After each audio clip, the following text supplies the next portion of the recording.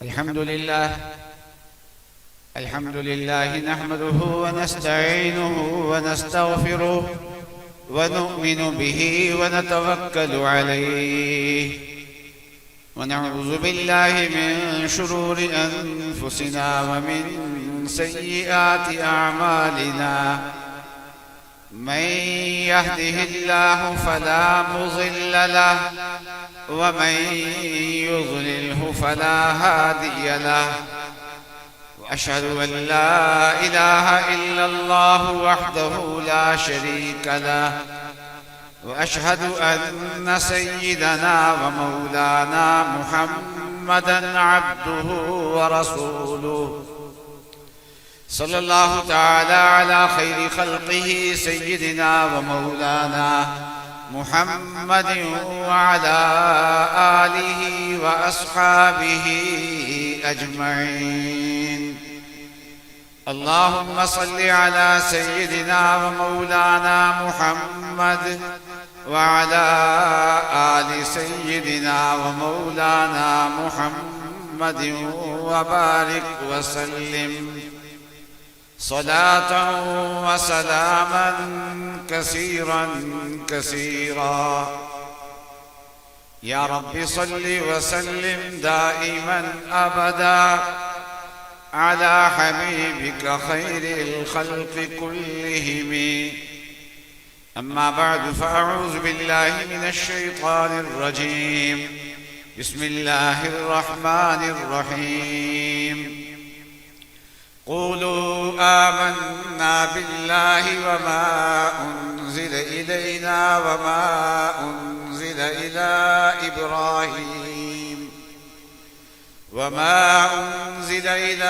إبراهيم وإسماعيل وإسحاق ويعقوب والأسباط وما أوتي موسى وعيسى وما أوتي النبيون من ربهم لا نفرق بين أحد منهم ونحن له مسلمون.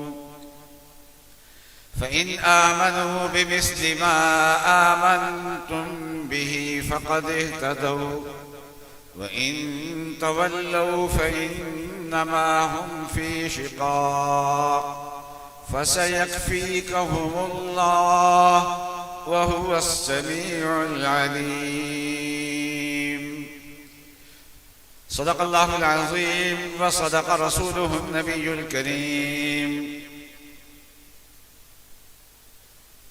اس گلستان کے نگہبان جناب مولانا قاری طلحہ حمدانی صاحب اور یہاں پر تشریف فرما بڑی تعداد میں علماء اکرام، مشائخ اعظام، معزز حاضرین، عزیز طلباء، اور اگر آواز جا رہی ہو میری خواتین تک تو میری اسلامی مائیں اور بہنیں، السلام علیکم ورحمۃ اللہ وبرکاتہ۔ یہ مرکز ارشاد و احسان، یہ علوم دینیہ کا مرکز، یہ اس کی آج ایک سالانہ تقریب ہے۔ سالانہ تقریب میں اس باغ میں لگنے والے جو پھل ہوتے ہیں اور اس باغ میں مہکنے والے جو پھول ہوتے ہیں وہ قوم کو دکھائے جاتے ہیں۔ قوم کو بتایا جاتا ہے کہ آپ نے اس ادارے سے محبت کی، اپنے پاکیزہ اموال سے اس ادارے کے ساتھ آپ نے تعاون کیا، آپ نے اپنے لختے جگر بچے یہاں پر تعلیم حاصل کرنے کے لیے بھیجے،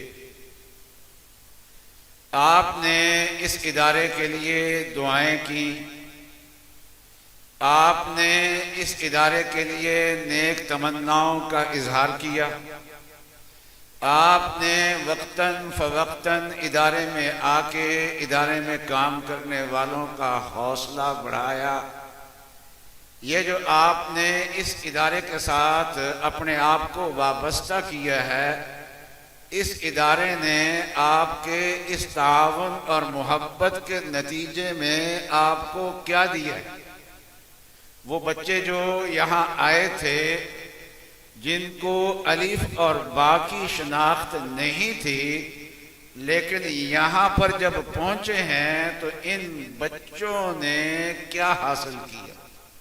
اور آج یہ بچے قرآن پاک کے حافظ ہو رہے ہیں، بہترین قاری ہو رہے ہیں، بہترین قرآن پاک کی تلاوت کر رہے ہیں، بہترین عربی بول رہے ہیں، بہترین انگریزی بول رہے ہیں، اور ان کی صلاحیتیں یہ نکھر کے سامنے آ رہی ہیں۔ ان اداروں کے جو فوائد ہوتے ہیں وہ صرف ان بچوں تک محدود نہیں ہوتے، بلکہ یہ ادارے قوم کے ایمان کے محافظ بھی ہوتے ہیں۔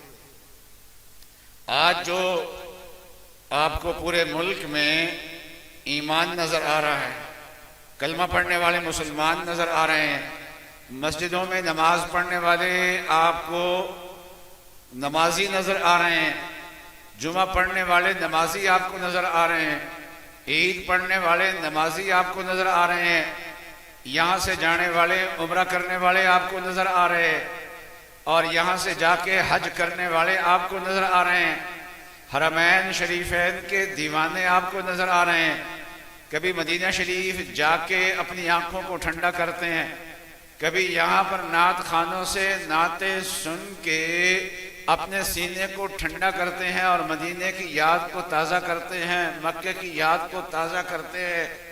یہ جو دین کی بہاریں نظر آ رہی ہیں، یہ دین کی بہاروں کی بنیاد جو ہے یہ مدارس اسلامی ہے، یہ تبلیغی جماعت کی محنتیں ہیں، یہ مشائخ کی خانقاہیں ہیں جو ان جگہوں کو آباد کی۔ یہ آج دنیا کے اندر ایمان نظر آ رہا ہے، آپ کو تبلیغی جماعت کی محنت نظر آ رہی ہوگی، دنیا کے ہر کونے میں نظر آ رہی ہوگی، لیکن آپ اس کا مرکز تلاش کریں کہ اس کا مرکز کہاں پر ہے، تو آپ کو پاکستان میں رائے ونڈ میں یہ مرکز نظر آئے گا کہ اس مرکز سے یہ ہدایت کی فضائیں پھیل رہی ہیں۔ دنیا میں اندلس کے اندر بھی مسلمان بہت ترقی یافتہ تھے، لیکن جب وہاں پر عیسائی قابض ہوئے تو مسلمان اقلیت میں تبدیل ہو گئے، اب وہاں مسلمانوں کی تعداد کم ہے، اور اسی طریقے سے برطانیہ کا راج چھایا اور اس کے اثرات مصر پر بھی پڑے، اس کے اثرات افریقی ممالک پر بھی پڑے، اس کا قبضہ ہندوستان پہ 150 سال کے قریب رہا ہو، لیکن سب سے کم نقصان جس کا ہوا وہ ہندوستان کا ہوا، کہ ہندوستان باقی ممالک میں دین کے ادارے تو موجود ہیں، لیکن ان دینی اداروں میں پڑھنے والے جو ہیں ان پہ دین کا رنگ آپ کو نظر نہیں آئے گا۔ حدیث کے استاد ہیں لیکن حدیث کا رنگ ان پہ نہیں ہے، چہرے پہ مسنون داڑھی نہیں ہے، سر پہ مسنون بال نہیں ہے، اور جسم پہ مسنون لباس نظر نہیں آ رہا، اور بہت سارے ممالک کے اندر چلے گئے۔ ہم کسی کی تحقیر نہیں کرتے، اللہ تبارک و تعالی ان ممالک کے جو ادارے ہیں، دینی ادارے ہیں، اللہ تبارک و تعالی ان سے بہت کام لے رہے ہیں، اور اللہ تعالیٰ ان سے کام لیں۔ کچھ کاموں کی نوعیت کا فرق ہوتا ہے، کچھ کام اللہ تبارک و تعالی پاکستان، ہندوستان اور بنگلہ دیش کے اداروں سے لیتے ہیں، یہاں دین کے دیوانے تیار ہوتے ہیں، یہاں علم و عمل کے جامع تیار ہوتے ہیں، اور یہاں صورتحال یہ ہے، اور بعض اور ممالک کی صورتحال کا فرق یہ ہے کہ وہاں علماء جو ہیں وہ مسنون شکل میں نظر نہیں آئیں گے، اور یہاں آپ کو تاجر مسنون شکل میں نظر آئیں گے۔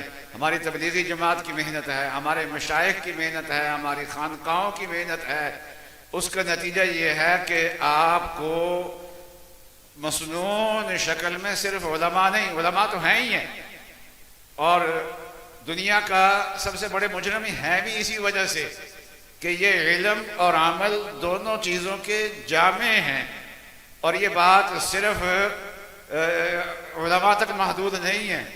آپ ریونڈ کے اجتماع پہ چلے جائیں، آپ کو سنتوں کی بہار نظر آئے گی، داڑھی کی بہار نظر آئے گی، پگڑی کی بہار نظر آئے گی، مصنون لباس کی بہار نظر آئے گی۔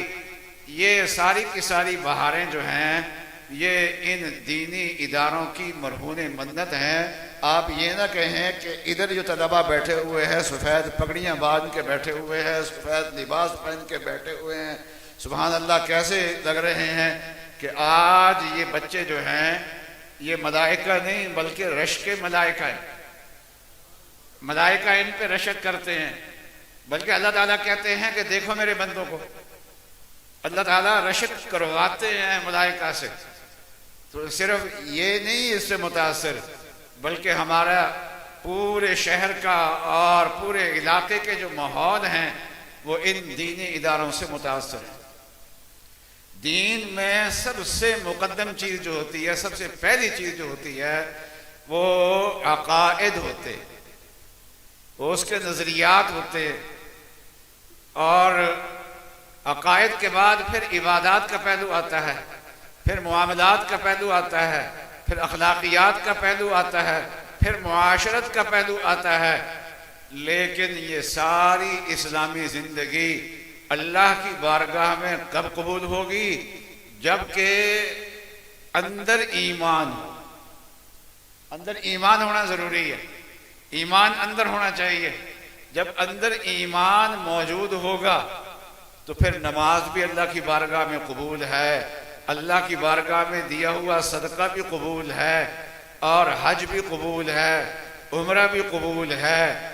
لیکن اگر ایمان کے اندر کچھ نہ کچھ کھوٹ آ گیا، اور نبی اقدس صلی اللہ علیہ وسلم خاتم النبیین ہے، آپ کے بعد کوئی اور نبی نہیں آئے گا، اس لیے ایمان جو ہے نا، ایمان اس نے قیامت تک رہنا ہے، اس لیے ایمان کا انتظام کیا گیا۔ سب سے زیادہ انتظام جو ہے نا وہ ایمان کے بچاؤ کا کیا گیا، کہ اس امت میں قیامت تک ایمان باقی رہے۔ آج عیسائی دنیا ہے، وہ عیسیٰ علیہ السلام کا نام لیتے ہیں، لیکن عیسیٰ علیہ السلام پہ صحیح معنی میں ان کا ایمان نہیں ہے۔ آج یہودی دنیا ہے، وہ حضرت موسیٰ علیہ السلام کا نام لیتے ہیں، لیکن صحیح معنی میں موسیٰ علیہ السلام پہ ان کا ایمان نہیں ہے، اس لیے کہ ایمان اور محبت لازم ہوتی ہے۔ وہ لوگ موسیٰ علیہ السلام کی بے ادبی سن لیں، عیسیٰ علیہ السلام کی بے ادبی سن لیں، کہتے ہیں اظہار رائے کی آزادی ہے، ان کے ہاں یہ کوئی چیز نہیں ہے۔ لیکن مسلمان چاہے وہ ایشیا میں رہتا ہو، مسلمان یورپ میں رہتا ہو، مسلمان امریکہ میں رہتا ہو، مسلمان ان جگہوں میں رہتا ہو جہاں مسلمانوں کی اکثریت ہے، مسلمان وہاں پر رہتا ہو جہاں مسلمانوں کی اکثریت نہیں ہے، کسی جگہ پر بھی ہے، مسلمان جو ہے وہ اپنے پیغمبر کی بے ادبی، نعوذ باللہ بے ادبی کسی موقع پہ گوارا نہیں کر سکتا۔ وہ کتنا بھی بدعمل مسلمان ہو، نمازیں نہ پڑھتا ہو، ایمان کا کتنا بھی کمزور ہو، لیکن ایمان کا ذرہ بھی اس کے اندر موجود ہے۔ اور ایمان کی حفاظت کے لیے اللہ تبارک و تعالیٰ نے کیا انتظام کیا؟ سب سے پہلے صحابہ کی جماعت دیا،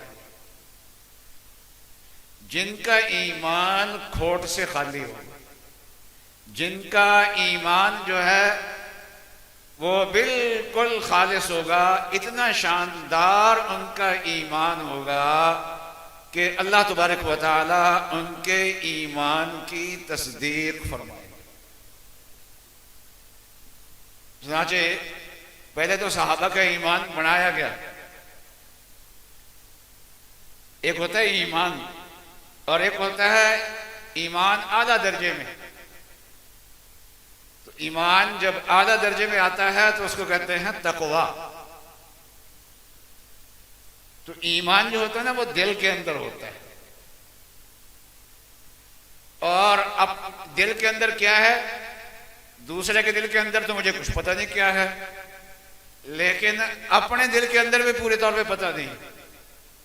اس لیے فرمایا کہ اپنا تقویٰ نہ جتاؤ، اپنی پاکی نہ بیان کرو، اس لیے کہ تقویٰ کتنا کس کے اندر ہے یہ اللہ جانتے ہیں، کوئی آدمی اور نہیں جانتا، کسی اور کو نہیں پتا کہ تقویٰ کتنا ہے، کس کے اندر کتنا تقویٰ ہے، یہ اللہ تبارک و تعالیٰ کے سوا کوئی اور نہیں جانتا۔ فرمایا فَلَا تُزَكُّوا أَنفُسَكُمْ هُوَ أَعْلَمُ بِمَنِ اتَّقَىٰ۔ تقوی کی کوشش تو کرنی چاہیے، لیکن تقوی کا دعویٰ کرنا ٹھیک نہیں ہے، اس لیے کہ اللہ کو بہتر پتا ہے کہ تقوی کس کے اندر ہے۔ تو تقوی ایک ایسی چیز ہے کہ جس کا انسان جو ہے نا وہ اپنے تقوی کے بارے میں بھی نہیں بتا سکتا کہ میرے اندر تقوی کتنا ہے۔ ایک موقع پہ حضرت صلی اللہ علیہ وسلم نے اپنے قلب کی طرف اشارہ کر کے فرمایا کہ التقویٰ ہاں ہونا، تقویٰ یہاں پر ہوتا ہے۔ یہاں حضرت صلی اللہ علیہ وسلم نے دل کی طرف اشارہ کیا کہ تقویٰ یہاں پر ہوتا ہے، اور دل کے اندر تقویٰ کس کا کتنا ہے، فرمایا دعویٰ نہ کرنا، ہوا اعلم بمن اتقیٰ، تقویٰ کس کے اندر کتنا ہے یہ اللہ تعالیٰ بہتر جانتے ہیں۔ تو اللہ بہتر جانتے ہیں، تو صحابہ میں ایمان کا جو اعلیٰ درجہ جس کا نام تقویٰ ہے وہ اللہ تعالیٰ نے چیک کر کے امت کو بتا دیا کہ بہت شاندار ہے۔ اولئک الذین امتحن اللہ قلوبہم، اور یہ نہیں کہا کہ ان کے اندر ایمان ہے، فرمایا کہ زین فی قلوبہم الایمان، اللہ تعالیٰ نے ان کے دلوں کے اندر ایمان کو سجا دیا ہے۔ ایمان ایک خوشبو ہے، ایمان ایک بہترین پودا ہے دل کے اندر، اور ایمان کی ضد ہوتی ہے کفر، اور ایمان اسی طریقے سے کفر نہ ہو، یہ دل کے اندر معصیت کے جذبات ہوں تو یہ بھی ایمان کو کمزور کر دیتے ہیں۔ کسی کے اندر کسی معصیت کا جذبہ ہے، کسی معصیت کا شوق ہے، یہ ایمان کو کمزور کر دے گا۔ فرمایا وَزَيَّنَ فِي قُلُوبِهِمُ الْإِيمَانِ، صرف ایمان مزین نہیں بلکہ ایمان کے منافی جتنی چیزیں ہیں وہ ساری کی ساری جو ہے وہ اللہ تبارک و تعالیٰ نے ان کے دل سے نکال دی۔ وَكَرَّهَ إِلَيْكُمُ الْكُفْرَ وَالْفُسُوقَ وَالْعِصْيَانَ، اسی آیت کے مطابق دعا ہے اللہم حبب الینا الایمان وزینہ فی قلوبنا، آپ بھی ساتھ ساتھ آمین کہتے کریں، اللہم حبب الینا الایمان، اے اللہ ہمیں ایمان جو ہے نا وہ ہمیں محبوب بنا دے ہمارے ایمان کو، وزینہ فی قلوبنا، اس ایمان کو ہمارے دلوں میں مزین فرما دیجئے، وکرہ الینا الکفر والفسوق والعصیان، اور ایک موقع پہ اللہ میاں نے فرمایا صحابہ کو دیکھو تمہارا ایمان بنایا ہے، خود اللہ میاں نے تصدیق کی۔ دوسرے موقع پہ جو آیت میں نے ابھی خطبے کے بعد پڑھی تھی، اس آیت میں صحابہ کو حکم ہے کہ جو تمہارے دل کے اندر ایمان ہے نا اس ایمان کا ذرا اظہار کرو۔ اس کا ایمان کا اظہار کیسے کرنا ہے؟ قولوا آمنا باللہ وما انزل الینا وما انزل الی ابراہیم و اسماعیل و اسحاق و یعقوب والاسباط وما اوتی موسیٰ و عیسیٰ وما اوتی النبیون من ربہم، یہ سارے انبیاء علیہ السلام پہ ایمان لایا۔ پھر فما اوتی النبیون من ربہم، سارے نبیوں پہ ایمان کا اظہار کیا۔ پھر ساتھ کہا لا نفرق بین احد منہم ونحن لہ مسلمون، ہم ان پہ ہم سارے نبیوں پہ ایمان لانے والے ہیں۔ صحابہ سے ایمان کا اظہار کرایا، اور باقی امت کو کیا کہا؟ فَإِنْ آمَنُوا بِمِثْلِ مَا، اگر لوگوں کا ایمان ایسا ہو جائے، بچوں بیٹا ادھر ذرا توجہ کرنا، اگر ایمان ایسا ہو جائے جیسے ان کا ایمان ہے، ابھی انہوں نے اپنے ایمان کا اظہار کیا ہے، اللہ فرماتے ہیں کہ میری بارگاہ میں وہ ایمان مقبول ہوگا۔ تو اللہ کی بارگاہ میں ایمان کون سا مقبول ہے؟ جو کیا ہو صحابہ جیسا۔ اور ایک جگہ فرمایا والسابقون الاولون من المہاجرین والانصار، کہ مہاجرین اور انصار جو ہیں، جو شروع میں ایمان لائے ہیں، رضی اللہ عنہم ورضوا عنہ، اللہ ان سے راضی ہو گیا اور وہ اللہ تبارک و تعالیٰ سے راضی ہو گئے. اور درمیان میں ایک جملہ اور بڑھا دیا ہمارے لیے کہ ہم بھی اگر اللہ کی رضا حاصل کرنا چاہتے ہیں، اسی لینڈ میں آنا چاہتے ہیں جس لینڈ میں صحابہ جا رہے ہیں، ہم بھی پیچھے پیچھے ان کے نقش قدم پہ آنا چاہتے ہیں، تو فرمایا والذین اتبعوہم بإحسان، جنہوں نے نیکی کے ساتھ ان صحابہ اکرام کا اتباع کیا. تو صحابہ سے بھی اللہ راضی اور صحابہ اللہ سے راضی. اسی طریقے سے جو ان کے طریقے پہ چلنے والے ہیں اللہ تعالیٰ ان سے بھی راضی.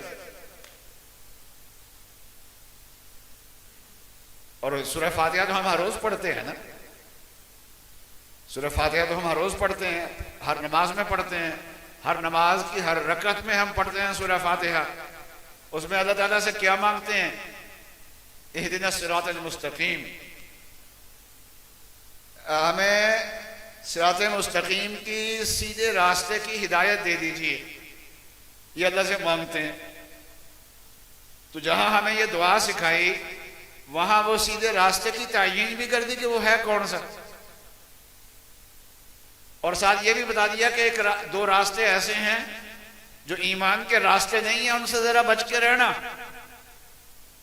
تو سیدھا راستہ کون سا ہے؟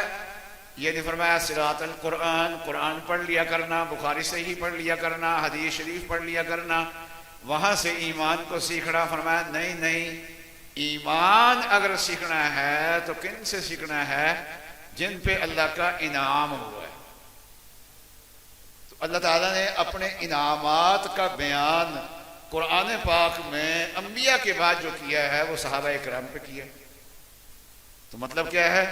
جیسے صحابہ کا انعام ہے، اللہ کے انعام یافتہ بندوں کا ایمان ہے، جو راستہ ان کا ہے، جو اس راستے پہ چلے گا وہ بے دھڑک سمجھ لے کہ میں ہدایت کے راستے پہ چل رہا ہوں. اور دو راستے ایسے ہیں، ایک ضالین کا راستہ ہے جنہوں نے اپنے پیغمبر کی شان میں غلو کیا اور بھٹک گئے، اور ایک بے ادبوں کا راستہ ہے جیسے یہود و نصارہ اور انبیاء کی بے ادبیاں کیا کرتے تھے جن پہ اللہ تبارک و تعالیٰ کا غضب ہوتا ہے. یہ دو راستے کبھی بھی ہدایت کے راستے نہیں ہو سکتے. جو بے ادبی کا راستہ ہے، بے ادبی کا راستہ کبھی پیغمبر کا راستہ نہیں ہو سکتا. تو میرے بھائیوں، ایمان آج ہم دیکھنا چاہتے ہیں، چیک کرنا چاہتے ہیں کہ ہمارے دل میں ایمان ہے یا نہیں ہے. تو اس کے چیک کرنے کا طریقہ کیا ہے؟ تھرمامیٹر کیا ہے؟ اس کا آلہ کیا ہے؟ تو اللہ تبارک و تعالیٰ نے بتا دیا. قرآن پاک کی 2-3 آیتیں میں نے آپ کے سامنے رکھی ہیں. فَإِنْ آمَنُوا بِمِثْلِ مَا آمَنْتُمْ بِهِ فَقَدْ اهْتَدَوْا. صحابہ جیسا ایمان ہوگا تو ہدایت یافتہ. اور وَالَّذِينَ اتَّبَعُوهُمْ بِإِحْسَانٍ صراط الذین انعمت علیہم. صحابہ اکرام کے بعد امت میں نئے نئے فتنے آنے شروع ہو گئے. کوئی مسئلہ تقدیر میں گفتگو شروع کر دی، حالانکہ مسئلہ تقدیر قرآن نے بیان کیا، اور سب سے پہلے قرآن حضرت صلی اللہ علیہ وسلم سے کسی نے پڑھا؟ صحابہ نے پڑھا. تو صحابہ اکرام نے تو مسئلہ تقدیر میں بحث کبھی نہیں کی. لیکن صحابہ اکرام کا دور ختم ہو رہا تھا، تابعین کا دور تھا، تو بعض لوگوں نے مسئلہ تقدیر میں گفتگو شروع کر دی. کچھ لوگ آئے، انہوں نے صفات باری تعالیٰ میں گفتگو کرنی شروع کر دی، نئے نئے مسئلے گھڑنے شروع کر دیے. اور رسول اللہ صلی اللہ علیہ وسلم نے جو فرمایا تھا کہ میری امت کے 73 فرقے ہو جائیں گے، وہ فرقے جو ہیں وہ نظر آنے شروع ہو گئے. تو ان فرقوں میں صحیح فرقہ پھر کون سا ہے؟ فرمایا، رسول اللہ صلی اللہ علیہ وسلم سے پوچھا کہ یا رسول اللہ وہ ایک نجات پانے والا فرقہ کون سا ہے؟ فرمایا کہ ما انا علیہ و اصحابی، جس فرقے کے طریقے پہ میں ہوں اور میرے صحابہ ہیں ان کو چیک کر لو، جو لوگ ان کے طریقے پہ چلتے ہیں وہ صحیح راستے پہ ہیں، اور جو ان کے طریقے پہ نہیں چلتے وہ صحیح راستے پہ نہیں ہیں۔ تو ایمان بڑی قیمتی چیز ہے، اور اس کا ایک بہترین معیار بتایا۔ آج کل بڑے یوٹیوب پہ بڑے نئے نئے لوگ آ رہے ہیں نا، اور آ کے کہتے ہیں جی جو ہم صرف مسلمان ہیں، ہم صرف کتابی ہیں، اور ہم صرف جو ہیں صرف قرآن کو مانتے ہیں، صرف حدیث کو مانتے ہیں۔ یاد رکھیے دین وہ ہے جو صحابہ سے تسلسل کے ساتھ چلتا ہوا ہم تک پہنچے، درمیان میں خلا کوئی نہیں ہے۔ اور جو کہتے ہیں کہ نہیں ہمارا ایمان جو ہے نا وہ قرآن اور حدیث پہ ہے، ہم قرآن دیں گے اور حدیث دیں گے، تو یاد رکھیے یہ درمیان میں خلا پیدا کر رہے ہیں۔ صحابہ اکرام سے کٹ کے درمیان میں جتنی صدیاں ہیں سب سے خلا پیدا کر رہے ہیں، اس لیے کہ قرآن کے ہدایت ہونے میں کوئی شک نہیں ہے، نبی اقدس صلی اللہ علیہ وسلم کی احادیث کے ہدایت ہونے میں کوئی شک نہیں ہے۔ بات اصل میں قرآن کی نہیں ہے، بات اصل میں حدیث کی نہیں ہے، بات اصل میں قرآن و حدیث کو پہ چلنے کے انداز کی ہے اور اس کو سمجھنے کی ہے۔ تو سب سے بہترین طریقے سے کون چلے ہیں جی؟ صحابہ اکرام چلے ہیں، جو اس تسلسل کے ساتھ جڑا ہوا ہے، جو تسلسل اوپر سے اہل سنت والجماعت کا چلتا ہوا آ رہا ہے، اس کا ایمان معتبر ہے۔ بعض لوگ کہتے ہیں جی ہم ان فرقوں میں سے کسی کو بھی نہیں ہے، یاد رکھیے وہ نیا فرقہ بنا رہا ہے، وہ قرآن پاک کی نئی تشریح کر رہا ہے، وہ حدیث پاک کی نئی تشریح کر رہا ہے۔ وہ فرقوں کے اندر پچھلے کئی فرقے مر گئے نا، تو 72 فرقے تو پورے کرنے ہیں نا، تو اب یوٹیوب آ گئی ہے اور اس کے ذریعے سے بآسانی پورے ہو جاتے ہیں، تو وہ نئے سے نئے فرقے جو ہیں وہ پیدا ہوتے رہتے ہیں۔ تو جب اس قسم کے لوگ نظر آئیں نا جو کہیں کہ ہم سارے فرقوں سے بری ہیں اور ہم صرف مسلمان ہیں، هو سماکم المسلمین، ہم صرف کیا ہیں جی مسلمان ہیں، تو یاد رکھیے وہ یہ لفظ بول کے اپنے آپ کو یہ 1400 سال کا درمیان کا جو وقفہ، درمیان میں جو حصہ ہے امت کا، اس حصے سے اپنے آپ کو کاٹ کے من مانی قرآن کی تشریح کرنا چاہتے ہیں اور حدیث کی تشریح کرنا چاہتے ہیں، اور امت کا جو تسلسل ہے، حق کا جو تسلسل چلتا ہوا آ رہا ہے وہ نہیں ہے۔